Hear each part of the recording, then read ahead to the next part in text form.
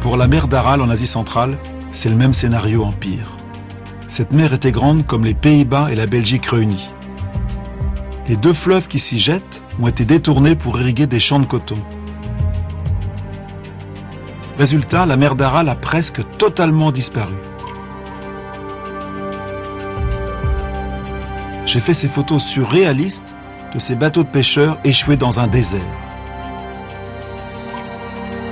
Pire encore, les vents transportant des poussières salées ont empoisonné les terres sur une centaine de kilomètres à la ronde. Aujourd'hui, cette catastrophe affecte la vie de millions de personnes. Un développement durable, c'est sans aucun doute la solution de demain pour conserver notre patrimoine écologique. Il y a en France une femme exceptionnelle. Tout le monde la connaît comme la passionnariat des fleuves. Voici la fabuleuse histoire de Christine Jean, combattante de la Loire, qui a contribué à sauver le plus beau cours d'eau de notre pays.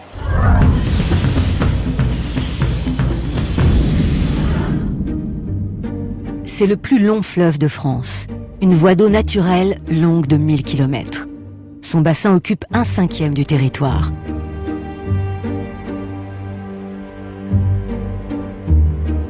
La renommée de la vallée de la Loire dans le monde tient d'abord à ses châteaux.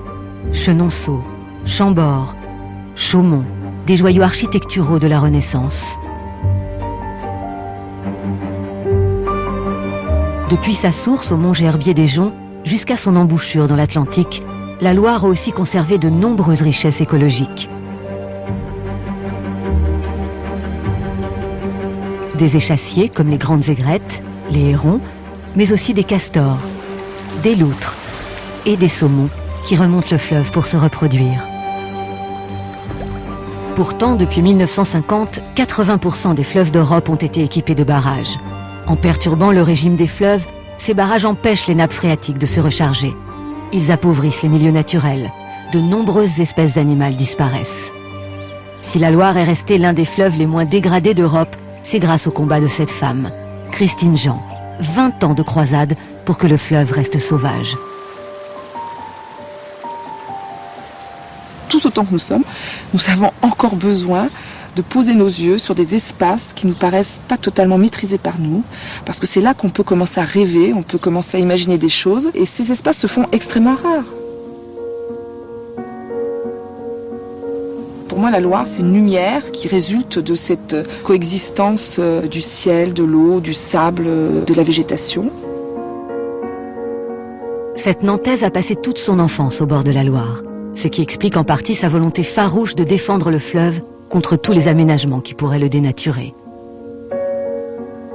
J'avais quand même un attachement extrêmement fort à cette nature, peut-être parce que je me souvenais de promenades avec mon père où on allait cueillir les jonquilles, c'était extrêmement sympa, et tout ça, petit à petit, ça disparaissait.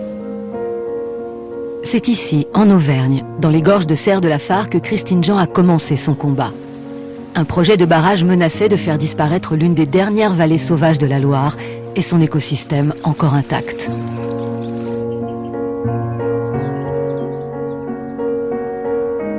Aujourd'hui, 17 ans après, Christine Jean est fière de son action menée contre l'ouvrage qui devait s'élever ici. C'est grâce à elle que ce fleuve sauvage n'a pas été définitivement dompté. L'eau serait montée à 80 mètres au-dessus, là, du niveau actuel, à peu près. Ou alors à moins que ce soit à la hauteur du mur, mais enfin c'est dans ces environs-là, donc on aurait eu besoin d'un gros tuba. Aujourd'hui, je crois que personne ne regrette. Sans rire, c'est à chaque fois émouvant de revenir là et de se dire c'est un peu grâce à tout le monde, c'est-à-dire qu'on ne serait pas bougé.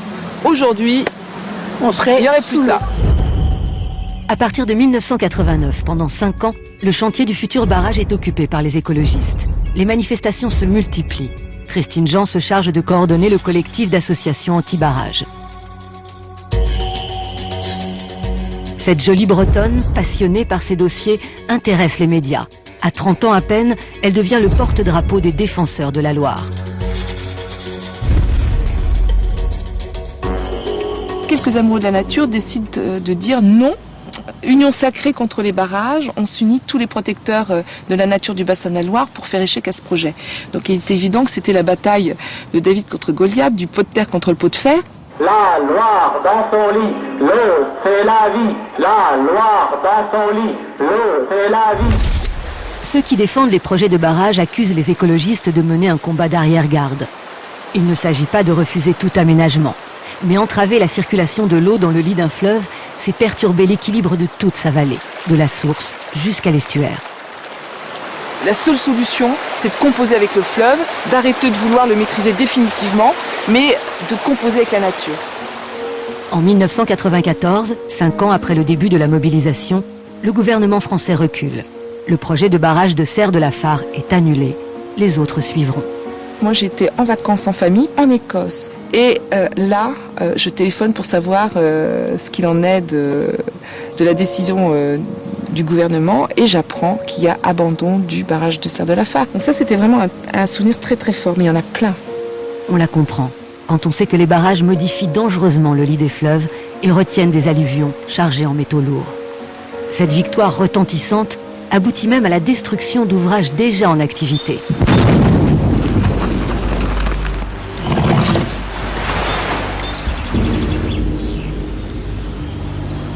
Tout d'un coup, on a une bascule. Ce qui n'était pas possible devient possible. Ce qui n'était pas possible parce que c'était culturellement, mais comme on dit, iconoclaste de faire sauter un barrage, ça devient possible parce qu'on a mis un autre discours derrière. On n'est pas contre le barrage, on est pour le saumon. On est pour la préservation des poissons migrateurs, et qui peut être contre la préservation des poissons migrateurs? En disant cela, Christine Jean gagne le soutien des pêcheurs qui veulent sauver le grand saumon sauvage. Aujourd'hui, il commence à faire son retour dans la Loire. C'est le même objectif que poursuit cet homme, Martin Arnaud, disciple de Christine Jean. Son combat, le retour du grand saumon de l'Atlantique sur le principal affluent de la Loire, l'Allier. Cela passe aussi par le démantèlement d'un barrage, le barrage de Poutès. Tout le monde sait que le barrage de Poutès est au cœur des meilleures frayères, que c'est le seul grand barrage sur l'Allier. Tout le monde commence à intégrer la valeur du poisson, la valeur de cette rivière. Donc il n'y a pas de raison que dans le prolongement du combat de Loire vivante, on n'efface pas dans les années qui viennent le barrage de Poutès. La concession accordée à EDF se termine en 2007.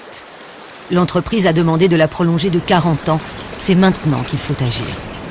Maintenant, le barrage est toujours là, donc notre mobilisation, évidemment, reste très forte pour franchir les derniers mètres, afin que tout le monde comprenne, que la société comprenne que c'est un ouvrage du passé et que maintenant, l'avenir, c'est l'enlever.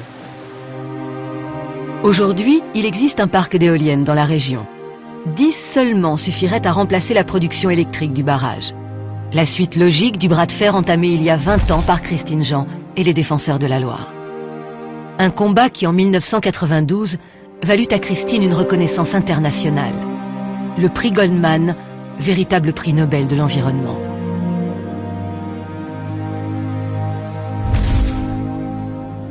Mais Christine a déjà oublié les paillettes et repris son combat. La Loire n'est pas seulement sa réussite, mais celle de tous ceux qui se sont battus pour le respect de l'environnement et de la nature. À l'époque, ils n'étaient pas si nombreux. C'est vrai que c'est parfois un peu drôle de voir comment, aussi peu nombreux, nous avons pu être perçus comme étant extrêmement puissants. Et là, ça interpelle quand même. Mais en même temps, c'est bien, parce que je crois que nous étions puissants. Nous étions certainement puissants parce que nous allions dans le sens de l'histoire. Il y a eu ma passion pour la nature, il y a eu cet objet Loire qui était quand même un objet magnifique.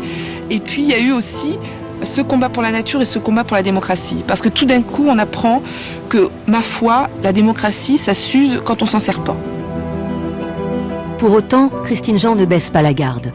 Aujourd'hui, elle espère infléchir des décisions concernant l'extension du port de Saint-Nazaire dans l'estuaire de la Loire. Cette extension menace en effet les marais et les vasières, qui sont des territoires nourriciers essentiels pour les poissons et les oiseaux. Il ne faut ni les détruire, ni les polluer. L'objectif est de limiter l'agrandissement du port sans reproduire les erreurs du passé, pour que la Loire reste un fleuve vivant et libre.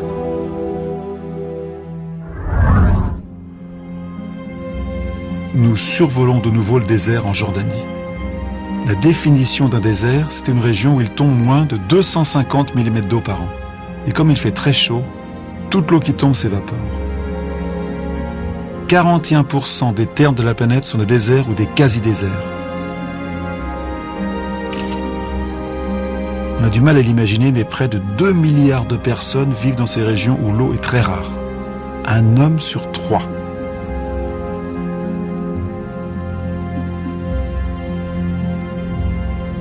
Me voici dans un des plus beaux déserts du monde.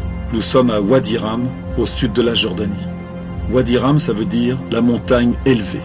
Ici, il y a 400 millions d'années, il y avait la mer. Et toutes ces montagnes ont été façonnées par les vents de sable. En réalité, le désert du Wadi Ram n'est pas désert. 6000 personnes y vivent, dont 2000 bédouins. Les bédouins, ce sont des éleveurs nomades. Ils se déplacent en permanence pour trouver des pâturages pour leurs troupeaux.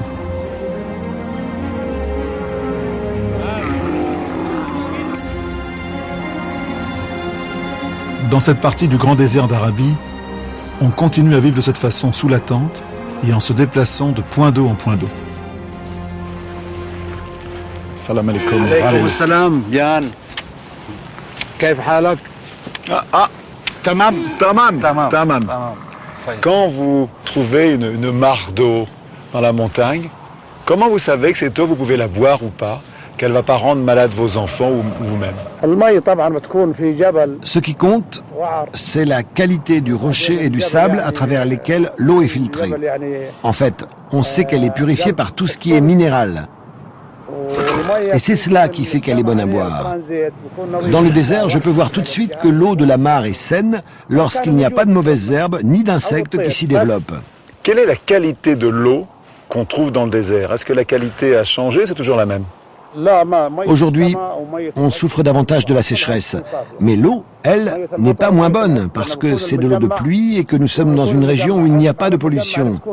Ici, l'eau est très pure et toujours aussi bonne à boire. Est-ce qu'il y a des sources qui appartiennent à des familles ou est-ce que l'eau est partagée entre vous tous? L'eau n'est pas considérée comme une propriété privée.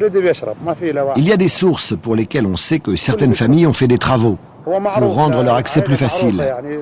Mais dans le désert, personne ne peut se permettre d'être l'unique détenteur de l'eau. Son accès est ouvert à tous ceux qui veulent boire ou faire boire leurs troupeaux. Est-ce qu'il y a un message que vous voudriez donner à nous occidentaux qui gâchons beaucoup d'eau? Ma vie dans le désert m'a donné l'occasion d'être très économe en eau. Quand je prends une douche, j'ouvre le robinet, je le referme tout de suite, je me savonne et puis je me rince très vite pour ne rien gâcher. Je pense que l'eau est vraiment un don de Dieu et que l'homme doit être vraiment respectueux avec les dons de Dieu.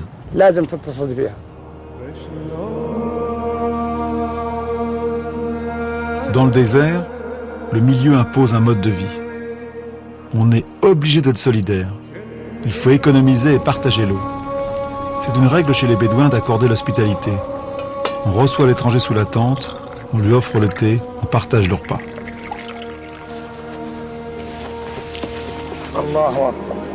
C'est fou ce qu'un désert peut abriter comme vie animale et végétale. Un monde insoupçonné se réveille à la moindre goutte de pluie ou de rosée matinale. Regardez, ce combat pour la vie sans eau est étonnant. La vie sans eau semble impossible. Pourtant, des milliers d'espèces peuplent les étendues désertiques.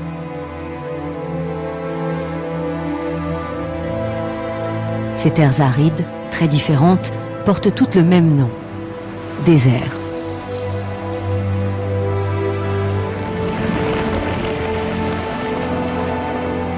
Dans ces régions, les pluies sont un phénomène rare et l'air est très sec.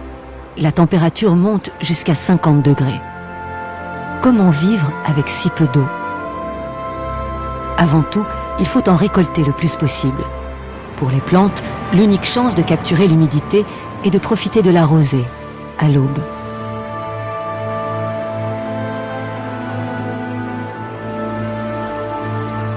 Une aubaine dont profitent la plupart des êtres vivants.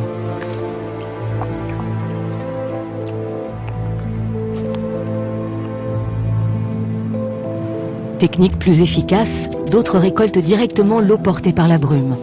Elle se condense progressivement le long de leur corps et glisse jusqu'à leur gueule.